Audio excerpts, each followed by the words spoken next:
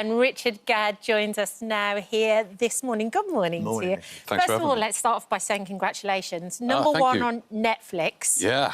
And we've talked about it, we've been discussing it all morning, and just how brilliantly it's written, how there isn't really a villain or a hero in it.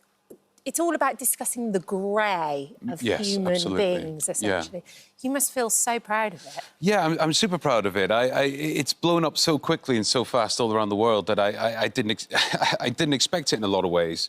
I really believed in the show, but the fact that it's gone so sort of stratospheric so quickly, for such a cult, quite niche sort of story, I mean, it's kind of amazing. So it's clearly struck a chord. The underlying thing is this is your lived experience. You actually went through this. So we're watching this very dark comedy, because it's written like that, and it is funny happening, and the whole time thinking, crikey, you actually went through this. When did you think this extraordinarily traumatic 4.5 years of your life would make a great comedy drama? Well, I'd started sort of doing it on the stage. I'd gone through some pretty bad things, stalking and stuff that probably can't discuss at this time, but you know... They're all in Baby Reindeer. Yeah, they're all in Baby Reindeer, yeah. And I got a catharsis from going to the Edinburgh Festival and actually performing these plays and exploring the themes and just getting it all out there. And I achieved a sort of acceptance around them. And those shows took off, and Baby Reindeer took off, started at the Edinburgh Festival, went to London, and just it built and built and built, and then Netflix came to me and were like, do you want to make this into a series? It just snowballed and snowballed, and you just hope that that kind of catharsis just keeps going on at an even bigger scale, so, yeah. I mean, we don't want to give it all away, because you've got to watch it, but essentially it all begins with one random act of kindness. Yes. And then as it develops through, you can see, in hindsight, knowing what's going to happen, all the little mistakes that your character makes along the way. But is that kind of what happened in real life too?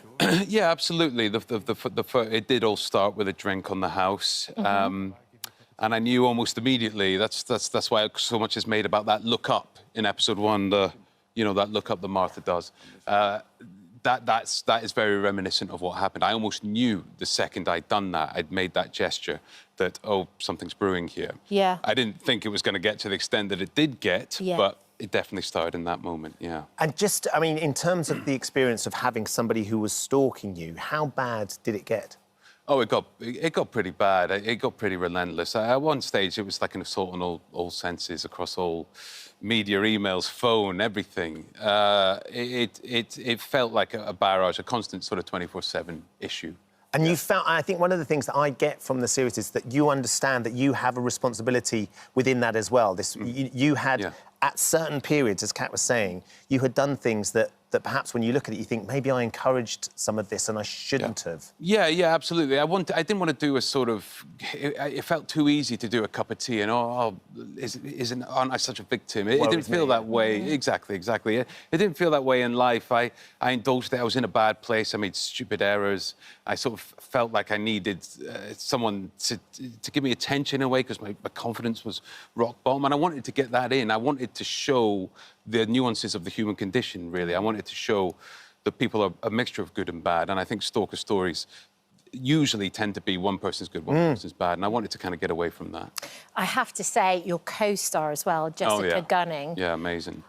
How she transports herself from in a split second, from being incredibly aggressive and very frightening to suddenly being... Sweetness and light. Yeah, you feel so sorry for her. She's heartbreaking, almost. Yes, Must have been great to be opposite her. Oh, I adored her. There were times when we'd be shooting shots and the camera would be over my shoulder on her, and I'd forget to say my lines, because I'm like, God, she's so good. She's just so good. Oh, sorry, I've messed the scene up. And she's remarkable. I think she's the best actress in this country. I do, and I always had her in mind for Martha. I saw her in TV shows. I saw a spark. I saw a vulnerability. I saw a light, a darkness. I saw it all, and I was sort of pushing her from the start, really. So she's great. There's a little clip. We're not giving much away, but there's a little clip in the trailer where you go into the police station for the first time. And you say, "Look, I think I've got a stalker." Yeah. The reality of that is something that you lived as well. Their sort of dismissive nature of what you took to them. What was that experience like? And what do you think needs to be done? Because you're not the first person to experience something like this, but it took you having to prove there was a threat of physical violence for them to take you seriously. Yeah, absolutely. I think it always felt like a long and convoluted process. It always felt way more difficult than it ever needed to be. I think a lot of it comes down to, you know, cuts, understaffing, lack of training, all these kinds of things.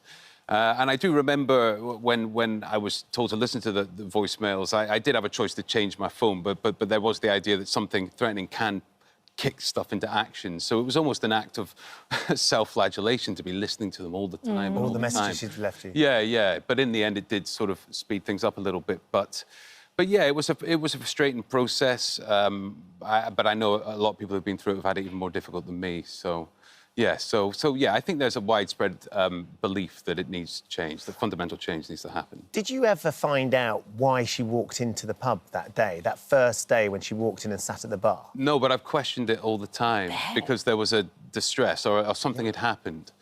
And sometimes I question, was it the end of her stalking relationship with someone else and the beginning of a stalking relationship with me? I guess I'll never know, but I have often asked myself that, actually. Yeah. How was it to relive all of that again? Because in one way, it must be terribly distressing and it almost takes you back to those, you know, there was over 41,000 emails. You're talking about listening to the voicemails, all that. It must be distressing. But in another way, there must be a slightly empowering moment about almost taking control of the situation and turning it into something positive. Yeah, I think so. I think that's what I've got most out of art and in my life and writing and doing all these things. It has this uncanny sort of ability to sort of dwarf the magnitude of themes in your life. And when you're struggling with things and everything's on your shoulders and tight in your chest, just getting it out there, writing it down, putting it into something, it's been the best therapy for me. It's kind of been a lifesaver. So. There's something about being a comedian, though, and being a writer and writing about your own experience that you have to put yourself out there. Yeah. I wonder how much you've changed because you were just being generous and nice to this person. And it's had such a massive impact. Yeah. Has it changed, who you are as a person? Are you more guarded about interaction with people? Oh, for sure, I think. Yeah. I think I definitely think twice now.